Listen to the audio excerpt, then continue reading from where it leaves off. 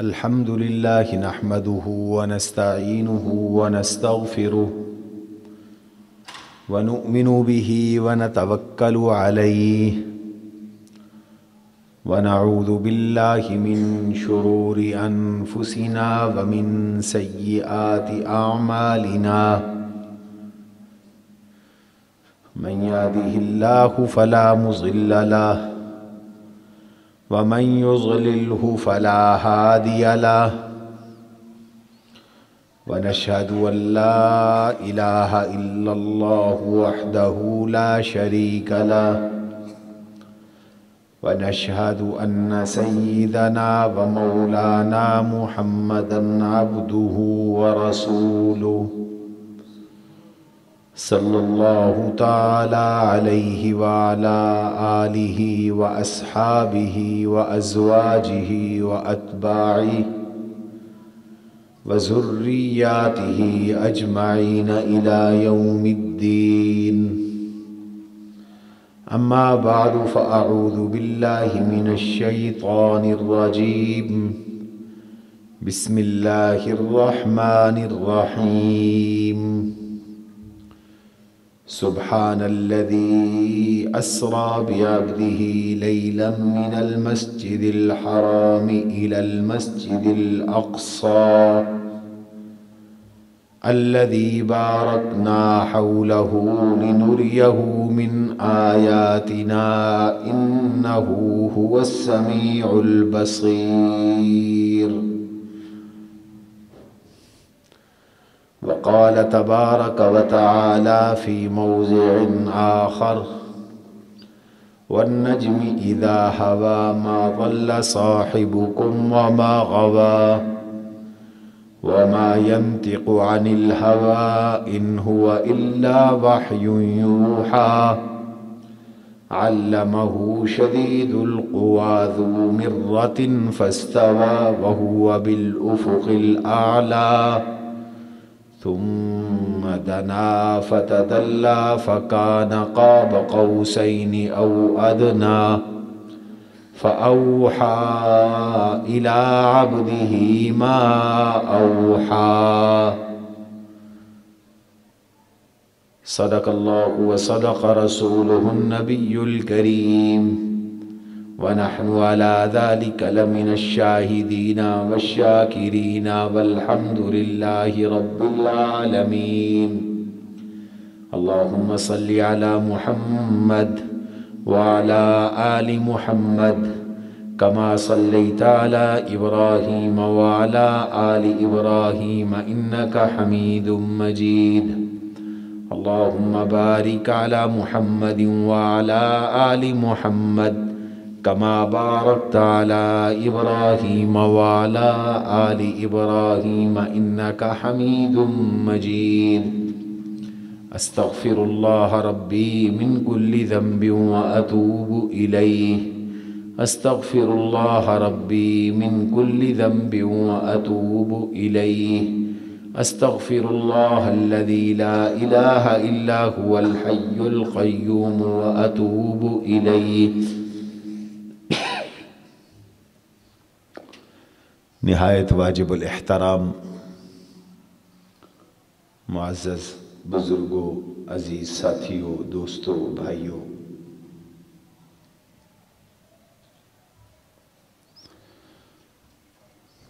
آج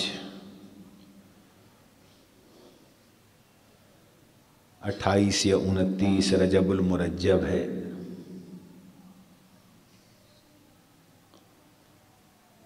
مشہور قول کے مطابق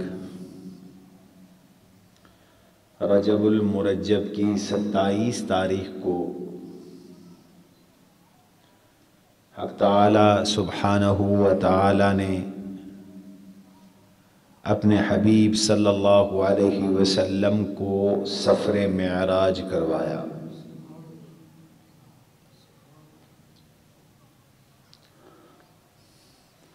معراج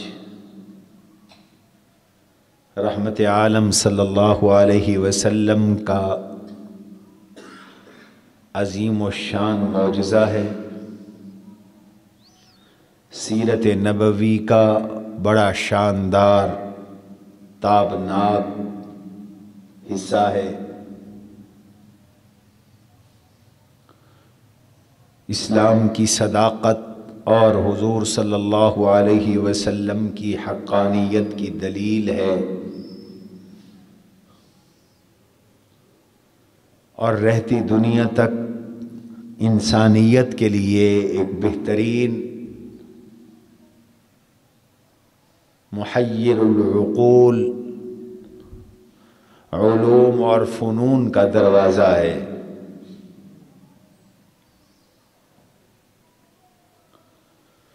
اللہ تعالیٰ نے اپنے حبیب صلی اللہ علیہ وسلم کو صدموں میں، تکلیفوں میں، پریشانیوں میں یہ خوشیوں کا معجزہ عطا فرمایا، یہ عروج کا معجزہ عطا فرما کر اپنے نبی کی تسلی کا انتظام فرمایا۔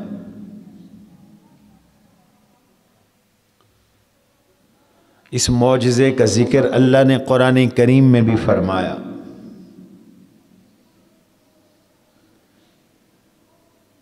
قرآن کریم میں چند معجزات کا بیان ہے، باقی معجزات احادیث سے اور سیرت سے معلوم ہوئے۔ شق قمر کا معجزہ قرآن نے بتایا، اور معراج اور اسراء کا معجزہ بھی قرآن نے بتایا۔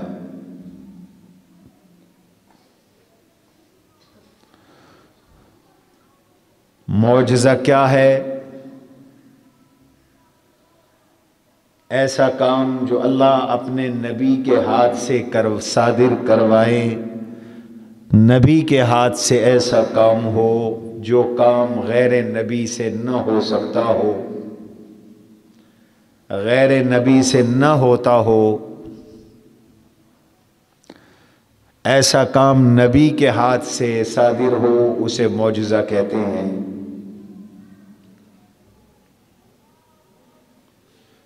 معجزہ نبی کی نبوت کی دلیل ہوتا ہے۔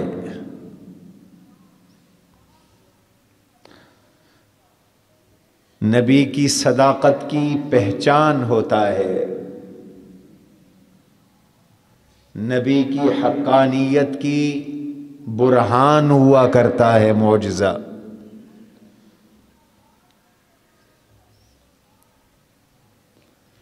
حضرت عیسیٰ علیہ السلام کو اللہ نے معجزات دیے تھے، وہ مردوں کو زندہ کرتے تھے، مادرزاد اندھوں کو بینا کرتے تھے، حضرت عیسیٰ علیہ السلام برس کی بیماری والے پہ ہاتھ پھیرتے تھے تو وہ شفا یاب ہو جاتا تھا، لیکن یہ سب ہوتا تھا اللہ کے حکم سے، اللہ کی مرضی سے۔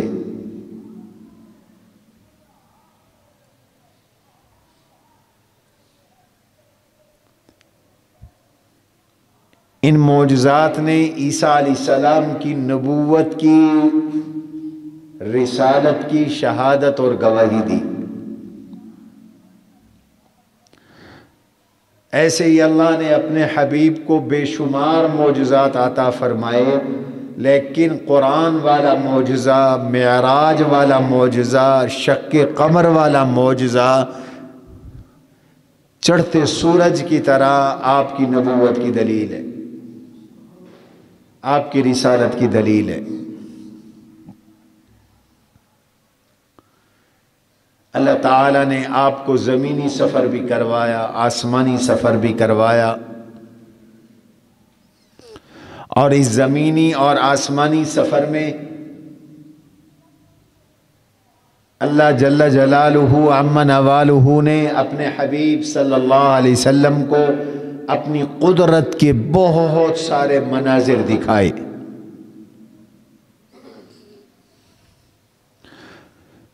وہ مناظر دکھائے جو میری اور آپ کی آنکھ نہیں دیکھ رہی، وہ مناظر دکھائے جن پر میں اور آپ ایمان بالغیب لاتے ہیں، بن دیکھے ایمان لاتے ہیں۔ اللہ نے اپنے نبی کو وہ چیزیں دکھائیں. حضور کا ایمان پہلے ایمان بالغیب تھا، لیکن ان کو جب دیکھ لیا تو ایمان بالغیب کے ساتھ ایمان بالمشاہدہ بھی ہو گیا.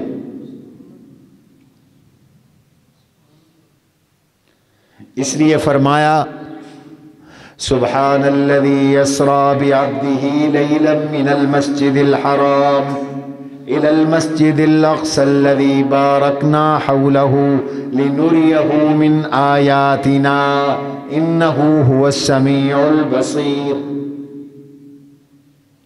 لنريه من آياتنا، تاکہ ہم آپ کو اپنی آیات دکھائیں، اپنی نشانیاں دکھائیں، تاکہ ہم آپ کو اپنی قدرت کے مظاہر دکھا دیں. اور اللہ کے حبیب صلی اللہ علیہ وسلم نے قدرت کے یہ مظاہر اس سفر میں مشاہدہ فرمائے، معائنہ فرمائے.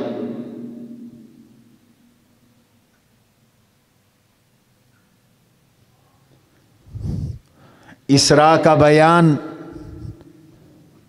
معراج کے اس سفر کے پہلے حصے کا بیان سورہ بنی اسرائیل یا سورہ اسراء کے شروع میں ہے.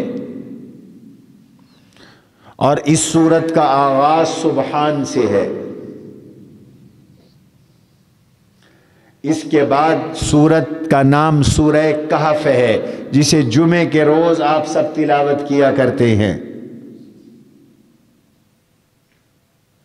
اس سورت کا آغاز الحمدللہ سے ہے. سبحان بھی اللہ کا ذکر ہے، الحمد بھی اللہ کا ذکر ہے.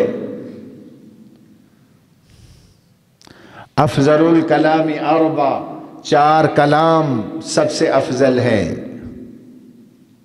سبحان اللہ، الحمدللہ، لا الہ اللہ اکبر اور لا الہ الا اللہ.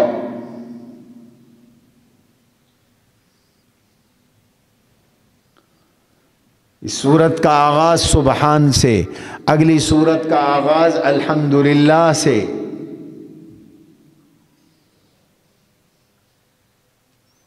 الحمدللہ الذی انزل علی عبدہ الکتاب ولم یجعل لہ عوجا قیما لینذر بأسا شدیدا. یہ سورہ کہف ہے. اور سبحان الذی اسریٰ بعبدہ لیلا من المسجد الحرام الی المسجد الاقصی، یہ سورہ اسراء ہے.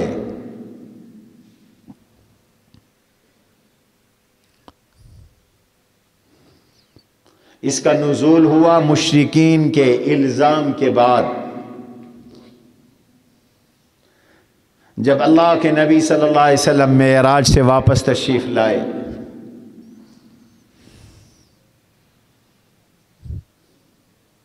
راتوں رات کے تھوڑے سے حصے میں میرے آقا نے مسجد حرام سے مسجد اقصی اور پھر مسجد اقصی میں نبیوں کو نماز پڑھائی، اور نماز پڑھا کر آسمانوں پر عروج فرمایا، اور 7 آسمانوں، سدرۃ المنتہا، صریف الاقلام، عرش معلی، اللہ کی جنتیں دیکھ کر واپس تشریف لائے. اور صبح لوگوں کو بتایا تو مشرکین مکہ نے الزام لگایا کہ نعوذ باللہ یہ جھوٹ ہے. اللہ نے جواب میں فرمایا سبحان، اللہ جھوٹ سے پاک ہیں. سبحان، اللہ کمزوری سے پاک ہیں. سبحان، اللہ عیب سے پاک ہے. سبحان، اللہ نقص سے پاک ہے. سبحان، اللہ عجز سے پاک ہیں. سبحان، اللہ کسل اور سستی سے پاک ہے. اللہ بے بس ہونے سے پاک ہیں. اس لیے لفظ سبحان لائے.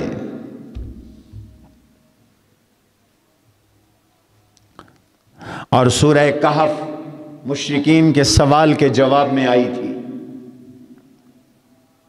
مشرکین نے سوال کیا تھا یہودیوں سے پوچھ کر، یہ یہودیوں کے پاس گئے تھے کہ ذرا ہمیں کچھ سوال بتاؤ جس سے اندازہ ہو کہ یہ نبی سچے ہیں۔ تو انہوں نے 3 سوال ان کو بتلائے کہ یہ 3 سوال اس سے جا کے پوچھو، اگر سچے نبی ہوئے تو جواب دیں گے، اور اگر نعوذ باللہ جھوٹے نبی ہوئے تو ان کے پاس کوئی جواب نہیں ہوگا۔ ان میں ایک سوال یہ تھا، اصحاب کہف کون تھے، ان کا کیا قصہ تھا؟ ایک سوال یہ تھا، روح کیا چیز ہے؟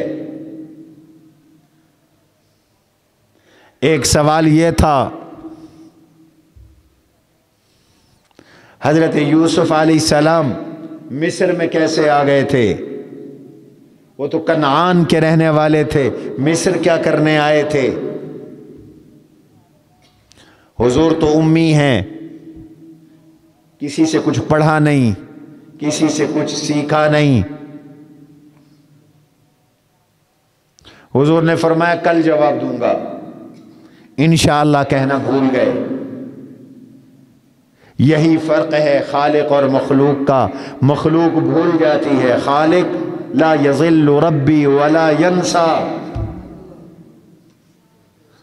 رب نہ بھولتا ہے نہ چوکتا ہے، اللہ کو کبھی بھول نہیں ہوتی۔ حضور بھول گئے انشاءاللہ کہنا، فرمایا کل جواب دوں گا، انشاءاللہ نہیں کہا، اللہ نے وحی روک دی۔ 1 دن 2 دن 3 دن 4 دن 5 دن مہینہ گزر گیا۔ حضور بڑے مغموم ہوئے، سورہ والضحیٰ اتری تسلی کے لیے۔ لوگوں نے تانے دیے تھے محمد کو، محمد کا رب چھوڑ گیا ہے۔ جواب آیا والضحیٰ واللیل اذا سجا ما ودعک ربک وما قلی وللآخرۃ خیر لک من الاولی ولسوف یعطیک ربک فترضی۔ محبوب تیرے چہرے اور زلفوں کی قسم، نہ آپ کے پروردگار نے آپ کو چھوڑا نہ آپ سے بیزار ہوا۔ قصہ یہ ہے وَلَا تَقُولَنَّ لِشَيْءٍ إِنِّي فَاعِلٌ ذَلِكَ غَدًا إِلَّا أَن يَشَاءَ اللَّهُ۔ بات یہ ہے کہ جب یہ کہنا ہو نا کہ کل یہ کام کروں گا تو یوں کہا کرو انشاءاللہ کل یوں کام کروں گا۔ اب جواب آیا سوال کا۔ ان کا سوال تھا اصحاب کہف کون تھے؟ اللہ نے پورے قصہ اتار دیا، سورہ کہف اتار دی۔ الحمدللہ الذی انزل علی عبدہ الکتاب ولم یجعل لہ عوجا قیما لینذر بأسا شدیدا من لدنہ ویبشر المؤمنین۔ تمہید میں قرآن کی عظمت کا بیان فرمایا۔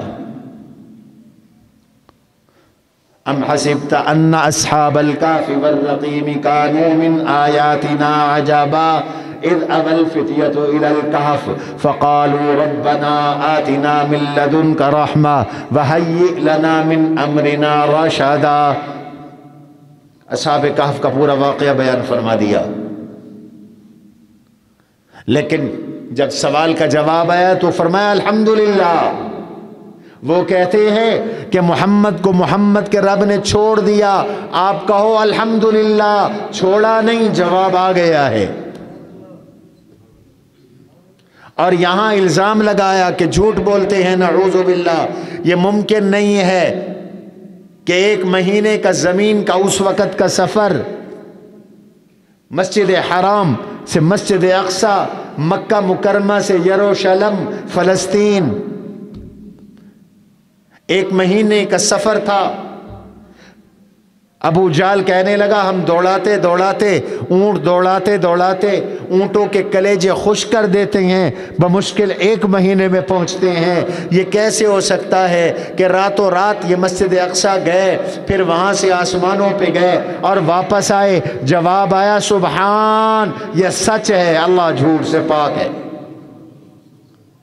الذی یسری بعبدہ لیلا، وہ ذات پاک ہے جس نے اپنے بندے کو رات کے تھوڑے سے حصے میں چلایا، سیر کروائی، اپنے بندے کو، حضور کو لفظ عبد ہی کہہ کر یہ بتلا دیا کہ پرواز اتنی ہے کہ جنت نیچے، یہ اوپر، لیکن عاجزی اتنی ہے پھر بھی یہ عبد ہے، اللہ کے بندے۔ عبدیت میں تواضع چھلکتی ہے، عاجزی چھلکتی ہے۔ وہاں جا کر بھی یہ احمد رہے، احد نہیں بنے، یہ عبد رہے، معبود نہیں بنے۔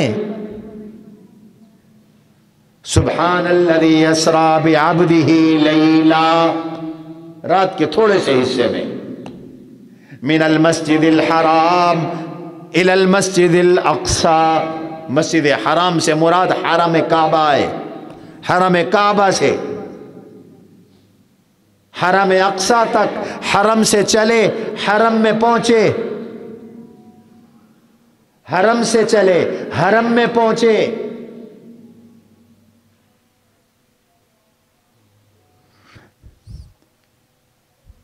میرے آقا ام ہانی کے گھر آرام فرما تھے، یہ حضرت علی کی بہن تھی۔ جبریل و امین اوپر سے آئے،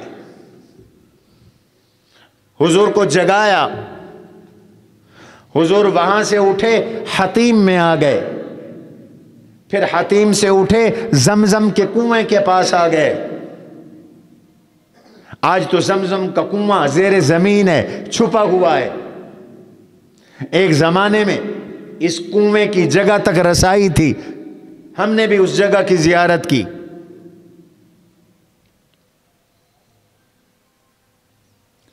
یہاں سے سفر شروع ہوا ہے، بڑا عجیب سفر ہے۔ سب سے پہلے میرے آقا کی ہارٹ سرجری کی گئی، شق صدر کیا گیا۔ اس زمانے میں میڈیکل نہیں تھی، ہارٹ سرجری تو آج بھی مشکل ترین سرجری ہے۔ اللہ کے نبی صلی اللہ علیہ وسلم کی حیات مبارکہ میں 4 مرتبہ شق صدر ہوا ہے، سینہ چاک کیا گیا، دل نکالا گیا، تشتری میں رکھا گیا، زمزم سے دھویا گیا، آلائشیں ہٹائی گئیں، پھر واپس رکھ دیا گیا، اور پھر سینہ برابر کر دیا گیا۔ 4 بار ہوا، 10 سال عمر تھی تب ہوا۔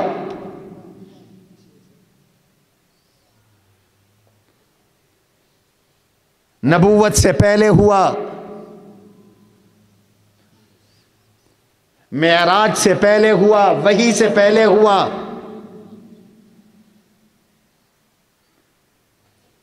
کیوں؟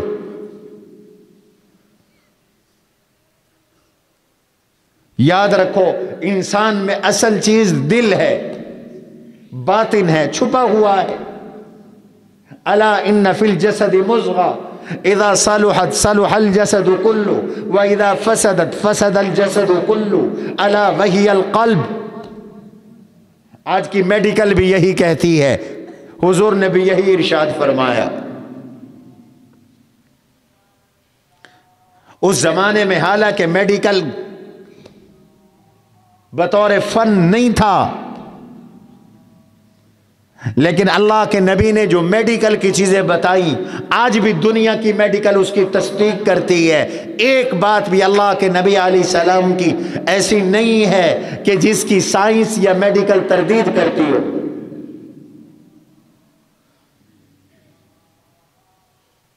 हुजूर अलैहि सलाम ने उस वक़्त फरमाया था, इन्ना अहदकुम युजमाउ फी बत्नि उम्मिही नुतफतन 40 यौमा, कि तुम माँ के पेट में 40 दिन नुतफे की शक्ल में रहते हो, फिर 40 दिन खून की शक्ल में रहते हो, फिर 40 दिन बोटी की शक्ल में रहते हो। फ़ख़लक़नल नुतफ़ता अलक़तन फ़ख़लक़नल अलक़ता मुज़ग़तन फ़ख़लक़नल मुज़ग़ता इज़ामन फ़कसौनल इज़ाम लहमा सुम्मा अंशअनाहु ख़ल्क़न आख़र फ़तबारकल्लाहु अहसनुल ख़ालिक़ीन।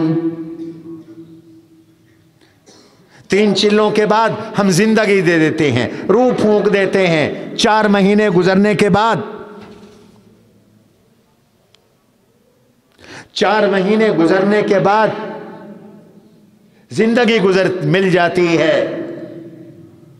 आज की साइंस भी यही कहती है। कोई ये नहीं कहता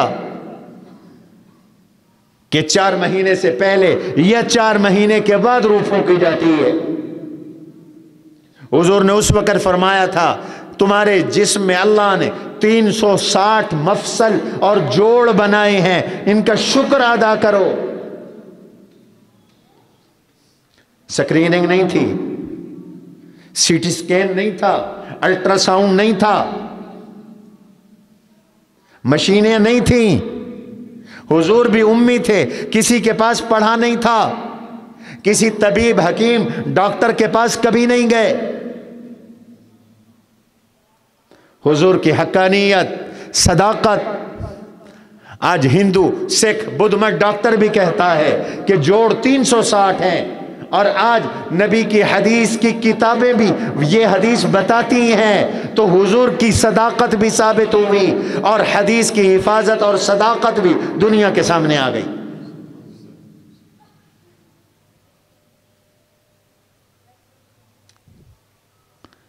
अल्लाह के नबी अलैहिस्सलातु वस्सलाम ने फरमाया, जिस्म में एक टुकड़ा है, जब वो ठीक हो तो सारा जिस्म ठीक है, जब वो खराब हो तो सारा जिस्म खराब है, और वो दिल है, हार्ट है। अला वहियल क़ल्ब। जिस्मानी तौर पर भी अगर दिल ठीक है तो इंसान ठीक है, रूहानी तौर पर भी अगर दिल ठीक है तो इंसान का ईमान ठीक है, और अगर दिल खराब है तो इंसान का जिस्म भी खराब है, और अगर दिल खराब है तो इंसान का ईमान और रूहानियत भी खराब है। इसलिए अंबिया ने दिलों पर मेहनत की, क़ुलूब पर मेहनत फरमाई।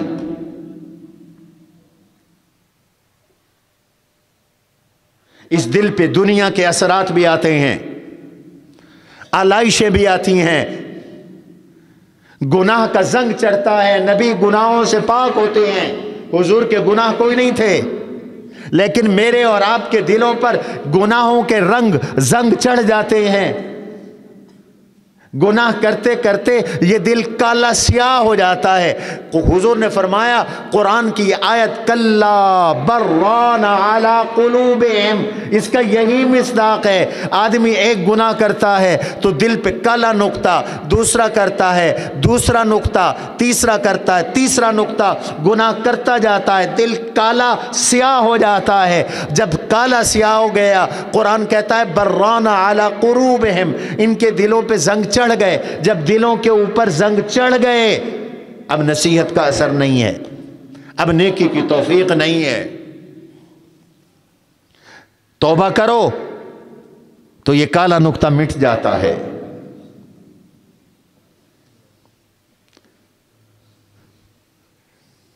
अपने दिलों को संभालो। जिस माहौल में रहते हो उस माहौल के कुछ ना कुछ असरात दिलों पे आते हैं। दुनियादारों में रहने वाले पर दुनिया के असरात आते हैं, मुबारक माहौल में रहने वाले पर मुबारक असरात आते हैं। शख्सियतों का असर होता है, माहौल का असर होता है, जगह का असर होता है। बैतुल्लाह में जाओगे न जाओगे, अल्लाह वालों की सोहबत में खानकाहों में जाओगे, तबलीगी जमात में चले जाओगे, تو ان جگہوں کی برکت سے دل کے اوپر اچھے اثرات پڑیں گے، اور گندی جگہوں پہ جاؤ گے تو دل کالا سیاہ ہو جائے گا، برے اثرات پڑیں گے۔ اللہ اپنے نبی کے دل کو دنیا کے اثرات سے محفوظ رکھتے ہیں، کوئی اثر نہ ہونے پائے دل پر دنیا کا، دنیا داروں کا۔ اللہ نے اپنے نبی پہ نہ دنیا کا اثر آنے دیا، نہ دنیا داروں کا اثر آنے دیا، نہ دنیا داروں سے مرعوب ہونے دیا۔ وَلَا تَطْرُدِ الَّذِينَ يَدْعُونَ رَبَّهُمْ بِالْغَدَاةِ وَالْعَشِيِّ يُرِيدُونَ وَجْهَهُ وَلَا تَعْدُ عَيْنَاكَ عَنْهُمْ تُرِيدُ زِينَةَ الْحَيَاةِ الدُّنْيَا وَلَا تُطِعْ مَنْ أَغْفَلْنَا قَلْبَهُ عَنْ ذِكْرِنَا وَاتَّبَعَ هَوَاهُ وَكَانَ أَمْرُهُ فُرُطًا۔ پہلے فرمایا وَاصْبِرْ نَفْسَكَ مَعَ الَّذِينَ يَدْعُونَ رَبَّهُمْ بِالْغَدَاةِ وَالْعَشِيِّ، میرے نبی دنیا داروں کے ساتھ نہ بیٹھا کرو، اپنے صفہ کے ان طلباء فقیروں کے ساتھ اپنے آپ کو چمٹا کے رکھا کرو جو صبح شام اللہ کو یاد کرتے ہیں۔ وَاصْبِرْ نَفْسَكَ مَعَ الَّذِينَ يَدْعُونَ رَبَّهُمْ بِالْغَدَاةِ وَالْعَشِيِّ، یہ صبح شام اپنے اللہ کو یاد رکھتے ہیں، ان کے ساتھ اپنے آپ کو چمٹا کے رکھیں۔ وَلَا تَعْدُ عَيْنَاكَ عَنْهُمْ، ان سے نظریں بھی نہ ہٹائیں، 24 گھنٹے ان کی نگرانی فرمائیں، ان کے اوپر دیکھتے رہیں، انہیں دیکھتے رہیں۔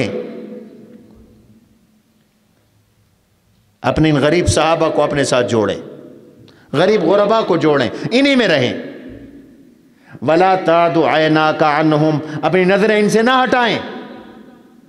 تُرِيدُ زِينَةَ الْحَيَاةِ الدُّنْيَا، کسی دنیا دار کے پاس بیٹھ کر دنیا نہ چاہیں۔ وَلَا تُطِعْ مَنْ أَغْفَلْنَا قَلْبَهُ عَنْ ذِكْرِنَا، جن کے دلوں میں رب کا ذکر کوئی نہیں، جن کے دلوں میں اللہ کی یاد کوئی نہیں، ایسے کافر، ایسے منافق، ایسے فاسق، ایسے فاجر، ایسے حاکم، ان کی باتیں نہ مانیں، ان سے کوئی اثر نہ لیں۔ وَلَا تُطِعْ مَنْ أَغْفَلْنَا قَلْبَهُ عَنْ ذِكْرِنَا وَاتَّبَعَ هَوَاهُ، نفس پرست، خواہش پرست، خواہشوں کے پجاری، من چاہی زندگی گزارنے والے، دنیا پرست، زر پرست، دنیا کے پجاری، اقتدار کے پجاری، دنیا کو سلام کرنے والے، دنیا کے لیے دین بیچنے والے، دنیا کے لیے اپنا سارے فیصلے کرنے والے، میرے نبی ان کی بات نہ مانیے، ان کے مطالبے نہ مانیے۔ وَكَانَ أَمْرُهُ فُرُطًا، ان کے معاملات حد سے گزر چکے ہیں، بڑھ چکے ہیں، اور یہ بھی پریشان نہ ہوں کہ ان کی بات نہیں مانیں گے تو یہ مسلمان کیسے ہوں گے۔ قُلِ الْحَقُّ مِن رَبِّكُمْ فَمَنْ شَاءَ فَلْيُؤْمِنْ فَمَنْ شَاءَ فَلْيَكْفُرْ إِنَّا أَعْتَدْنَا لِلظَّالِمِينَ نَارًا أَحَاطَ بِهِمْ سُرَادِقُهَا وَإِنْ يَسْتَغِيثُوا يُغَاثُوا بِمَاءٍ كَالْمُهْلِ يَشْوِي الْوُجُوهَ بِئْسَ الشَّرَابُ وَسَاءَتْ مُرْتَفَقًا۔ مت ڈریں، حق واضح ہے، اللہ کی طرف سے قرآن آیا ہے، جو چاہے مانے، جو نہیں مانتا جہنم میں جائے۔ فَمَنْ شَاءَ فَلْيُؤْمِنْ وَمَنْ شَاءَ فَلْيَكْفُرْ، جو چاہے ایمان لائے، جو چاہے کفر کرے، کر کے دیکھو نا کفر کا انجام یہ ہے، اِنَّا أَعْتَدْنَا لِلظَّالِمِينَ نَارًا، ان کافروں کے لیے، ظالموں کے لیے ہم نے جہنم تیار کی۔ احاط بہم سرادقها، جہنم کی کناتیں اس کو گھیرے ہوئے ہوں گی۔ وَإِن يَسْتَغِيثُوا يُغَاثُوا بِمَاءٍ كَالْمُهْلِ، پانی مانگیں گے تو تیل کی تلچھٹ کی طرح گرم ترین پانی ملے گا۔ إِن يَسْتَغِيثُوا يُغَاثُوا بِمَاءٍ كَالْمُهْلِ يَشْفِي الْوُجُوهَ، منہ تک بعد میں پہنچے گا، منہ کے قریب کریں گے تو اتنی بھاپ، اتنی حرارت، اتنی گرمی کہ منہ جل جائے گا، چہروں کو جلا ڈالے گا۔ بئس الشراب، بہت برا مشروب ہے، وساءت مرتفقا، رہنے کی، آرام کی بہت بری جگہ ہے جہنم۔ یہ کفر کا انجام ہے۔ اللہ اپنے نبی کے دل پر دنیا کی علائش گوارا نہیں کرتے، اس لیے 4 مراحل میں روحانی ترقی کے لیے اپنے نبی کا آپریشن کروایا میرے رب نے، روحانی آپریشن، جسم کا روحانی آپریشن کروایا، ہارٹ سرجری کروائی۔ جبریل و میکائیل علیہ السلام آئے آسمانوں سے، لٹا دیا حضور کو، سینہ چاک کیا، قلب اطہر کو نکالا، جنت سے ایک پلیٹ آئی تھی، نبی کے دل کی، نبی کے قلب اطہر کا جو ظرف ہے، جو برتن ہے، وہ بھی جنت کا ہے۔ یہ نبی کی شان ہے، یہ نبی کا مقام ہے۔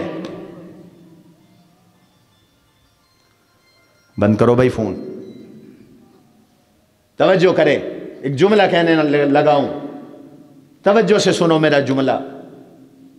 نبی جنتی وجود رکھتا ہے، نبی کی ہر چیز وہ جنتی وجود ہے، اس لیے نبی دنیا میں رہے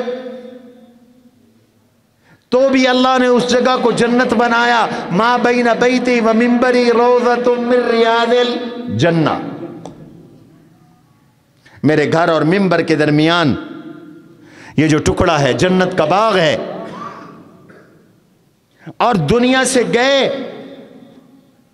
تو اللہ نے جنت عطا فرما دی، اسی جگہ ہے نا، ما بین بیتی و منبری روضۃ من ریاض الجنہ۔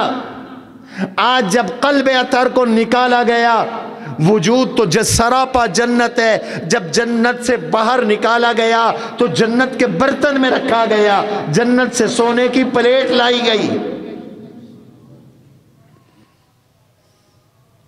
پھر زمزم کے پانی سے دھویا گیا، آلائشیں دور کی گئی۔ اہل علم نے لکھا ہے، اس سے معلوم ہوا کہ زمزم کوثر کے پانی سے بھی افضل ہے۔ اگر زمزم سے کوثر کا پانی افضل ہوتا تو اللہ اپنے نبی کے قلب اطہر کے لیے جنت سے حوض کوثر کا پانی منگواتے۔ اللہ نے سارے کام وہ کیے جو عام انسان نہیں کر سکتا۔ آج رب نے اپنے نبی کو جب آسمانوں اور جنت میں بلانا ہے تو جنت سے پانی بھی منگوایا جا سکتا تھا، بالکل ایسے جیسے جنت سے اللہ نے براق منگوایا۔ منگوایا کہ نہیں منگوایا؟ براق بھی تو جنت سے آیا، لیکن حوض کوثر کے پانی سے دل نہیں دھلوایا، حالانکہ وہ پانی بھی بڑا اعلیٰ ہے۔ اسی معراج کے سفر میں اللہ نے اپنے نبی کو جنت کی نہروں کی بھی سیر کروائی۔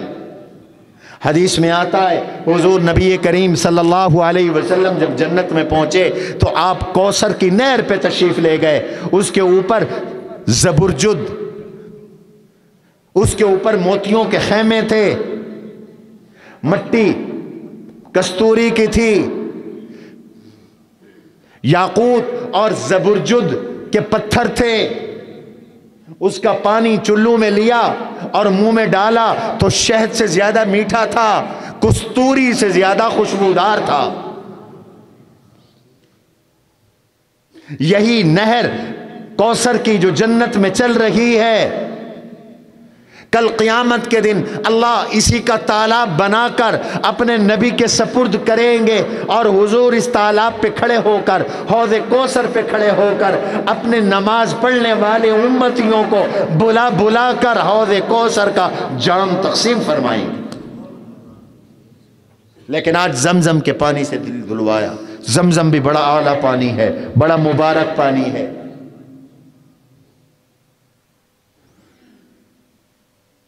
دو نبیوں کے ساتھ اس زمزم کی نسبت ہے۔ اسماعیل علیہ السلام، ان کی پاؤں کی ایڑی سے یہ پانی نکلا ہے، اور حضور نے اپنا جھوٹا پانی زمزم میں ڈالا ہے۔ قیامت کی صبح تک جو بھی زمزم پیے وہ یہ سمجھے کہ اس نے حضور کا جھوٹا پیا ہے، حضور کا بچا ہوا پانی پیا ہے۔ آج اسی کی برکت ہے کہ شرق و غرب میں یہ پانی موجود ہے، عرب و عجم میں یہ پانی موجود ہے، مکہ میں بھی لوگ پیتے ہیں، مدینہ میں بھی پیتے ہیں۔ یہ تو ایئر لائنوں نے پابندی لگا دی، ورنہ تو مجھ جیسا کمزور آدمی بھی 80 لیٹر پانی لایا کرتا تھا۔ ہر حاجی اور ہر عمرہ کرنے والا چاہے وہ دنیا کے جس کونے سے آیا ہے 5 لیٹر تو ضرور لے جاتا ہے، اور لوگ جہاز بھر بھر کے لاتے ہیں، ملتان بھی مل جاتا ہے۔ اللہ نے اتنا وافر یہ پانی بنایا کہ قیامت کی صبح تک یہ چشمہ خشک ہونے والا نہیں۔ اللہ نصیب فرمائے۔ اس نبی نے تمہیں دنیا میں زمزم دے دیا، کل قیامت میں کوثر پلائیں گے۔ میرے نبی تو ساقی ہیں، پلانے والے ہیں، اس لیے پانی پلانا نبی کی سنت ہے۔ دوسروں کو پانی پلایا کرو، پانی پلانا رب ذوالجلال کی سنت ہے۔ وَسَقَاهُمْ رَبُّهُمْ شَرَابًا طَهُورًا، کل قیامت کے دن رب شراب طہور پلائیں گے، پاک شراب پلائیں گے۔ سینہ بالکل جڑ گیا، حضور کھڑے ہو گئے، اب صلاحیت پیدا ہو گئی ملأ الاعلیٰ تک جانے کی۔ ہر کوئی اوپر نہیں جا سکتا، ہر کوئی حالات کا تحمل نہیں کر سکتا، ہر ایک آنکھ دیدار نہیں کر سکتی۔ اس کے لیے تیار کروایا گیا قلب اطہر کو زمزم سے دھلوا کر۔ ہر ایک براق کی سواری پہ نہیں بیٹھ سکتا۔ واہ میرا اللہ تیری قدرت۔ ہمارے ہاں جماعت آئی ہوئی ہے ان کی نصرت کرنا نماز کے بعد۔ یہ میڈیکل کے سٹوڈنٹ ہیں، یہ جانتے ہیں، ان بچوں سے پوچھو، دل جسم سے الگ ہو جائے بندہ مر جاتا ہے، ایسے ہے، ہارٹ کا کنیکشن کاٹ دو بندہ مر جاتا ہے، لیکن نبی کے لیے اللہ کے اپنے ضابطے ہیں۔ حضور کا دل جسم سے نکالا گیا، الگ کیا گیا، پلیٹ میں رکھا گیا، دھویا گیا، لیکن میرے نبی کی حیات مبارکہ پہ کوئی فرق نہیں پڑا۔ ٹھیک کہہ رہا ہوں غلط کہہ رہا ہوں؟ نبی کے لیے اپنے ضابطے ہیں، یہ بھی نبی کا اعجاز ہے۔ دل الگ ہو گیا تب بھی نبی زندہ، اس لیے علماء کہتے ہیں نبی وفات پا گئے، قبر اطہر میں چلے گئے، تب بھی نبی زندہ۔ براق لایا گیا حضور کے لیے۔ یہ براق کیا ہے؟ برق سے ہے، برق بجلی کو کہتے ہیں۔ گویا کہ بجلی کو اللہ نے مجسم عطا کر دیا۔ حدیث میں آتا ہے یہ خچر سے ذرا چھوٹا تھا، گدھے سے ذرا بڑا تھا۔ یہ جانور، اس کی لگام جبریل امین نے تھامی ہوئی تھی، میکائیل نے تھامی ہوئی تھی۔ آقا تشریف لائیے۔ گویا کہ یہ ایک جہاز تھا۔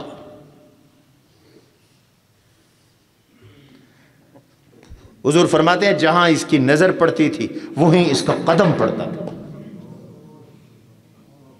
حضور تشریف فرما ہوئے تو یہ شوخی مارنے لگا۔ جبریل امین نے ڈانٹ کے کہا تجھے نہیں پتا تجھ پہ اللہ کے نبی سوار ہیں، ادب کا مقام ہے۔ وہ خوشی سے جھوم رہا تھا، بالکل ایسے جیسے بخاری کی روایت ہے حضور احد پہاڑ پہ چڑھ گئے، احد پہاڑ خوشی سے جھومنے لگا، اس پہ زلزلہ آ گیا۔ حضور نے فرمایا اسکن یا احد ان علیک نبی و صدیق و شہیدان، ٹھہر جاؤ احد، جانتا نہیں تیرے دوش پہ اللہ کے نبی ہیں، صدیق ہیں، 2 شہید ہیں۔ حضور نے پیشین گوئی کر دی تھی، عمر عثمان یہ 2 شہید ہیں، مستقبل میں عمر بھی شہید ہوئے، عثمان بھی شہید ہوئے، اور ٹھہر گیا۔ سواری چل پڑی، جہاں نظر پڑتی ہے وہیں پر قدم پڑتا ہے۔ ایک تو بجلی کے ایجاد کی طرف اشارہ ہے۔ میں نے اپنی کتاب میں لکھا ہے، 3 تقریریں ہیں اس میں، نقوش مصطفیٰ میں، معراج پر پڑھ لینا، میں ساری باتیں بیان نہیں کر سکتا۔ معراج تسخیر کائنات کا آغاز ہے، معراج سائنس کی ابتدا ہے، معراج صنعت کا آغاز ہے۔ اس زمانے میں جہاز کوئی نہیں تھے، اللہ نے اپنے نبی کو جہاز جیسی سواری دی۔ بجلی ایجاد نہیں ہوئی تھی، لیکن اللہ نے اپنے نبی کو یہ بجلی عطا فرمائی، براق عطا فرما دی، سیکنڈوں میں سفر ہوا۔ روکی، لینڈ کروایا جہاز کو، مدینہ کی بستی آئی، ٹھہریے، اتریے، اتر گئے، 2 رکعت نماز پڑھ لیجئے، پڑھ لی۔ یہ کیا ہے؟ یہ آپ کا دار الہجرت ہے، یثرب ہے، مدینہ بننے والا ہے۔ معلوم ہوا مقدس مقامات پر 2 رکعت نماز نفل پڑھ لینے چاہیے۔ پھر آگے سواری چلی، اتر پڑے، رکوا دی سواری، یہ مقام ہجر ہے، 2 رکعت نماز نفل ادا فرما لیجئے۔ پھر چلی سواری، ٹھہریے، یہ طور آ گیا ہے، یہ کوہ طور ہے جہاں تورات اتری تھی، یہ موسیٰ علیہ السلام کا پہاڑ ہے، 2 رکعت نماز نفل ادا کر لیجئے۔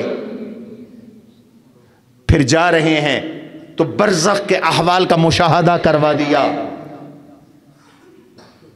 مجاہدین کو دکھایا، زانیوں کو دکھایا، سود خوروں کو دکھایا، شرابیوں کو دکھایا، بے عمل واعظوں کو دکھایا، ان کے انجام بد کو دکھایا۔ بالآخر مسجد اقصی پہنچ گئے، اتارا، اور اتار کر پتھر کے ساتھ براق کو جبریل امین نے باندھ دیا، ایک کڑا تھا پتھر میں، اس کو خالی کیا۔ چلیے تشریف لے چلیے، مسجد اقصی چلے گئے، 2 رکعت نماز نفل پڑھائی۔ کیوں؟ اشارہ تھا کہ آج کے بعد مسجد اقصی کے امام حضور ہے، حضور کی امت ہے، مسجد اقصی کی تولیت اب نبی کی امت کے پاس آ چکی ہے۔ یہ زمینی سفر ہے۔ اللہ مجھے اور آپ کو اپنے نبی کے اس سفر کو سے فائدہ حاصل کرنے کی توفیق نصیب فرمائے۔ وما علینا الا البلاغ المبین۔ قد عظمت فللأمجاد بانيها، ومن يسعى إلى العليا بما فيها ويبني